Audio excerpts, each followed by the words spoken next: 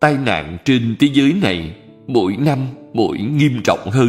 Nếu bản thân chúng ta thật sự chịu phát tâm, thật sự buông xả, buông bỏ hết danh văn, lợi dưỡng, phân biệt chấp trước, vọng tưởng, muốn sống hòa bình cùng với mọi người, thì thành tựu một tăng đoàn hòa hợp.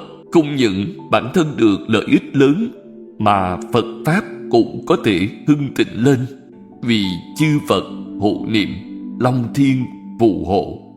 Phải biết rằng mọi người cộng tu với nhau, sanh ra một ý niệm liền phá hoại lục hòa kính, còn không biết là bản thân đang tạo nghiệp. Tự cho là có lý thì chẳng sợ, cho là bản thân cái gì cũng đều đúng, dù lý lẽ bằng trời cũng phá hoại tăng đoàn hòa hợp, chẳng thà không có lý lẽ chi cả.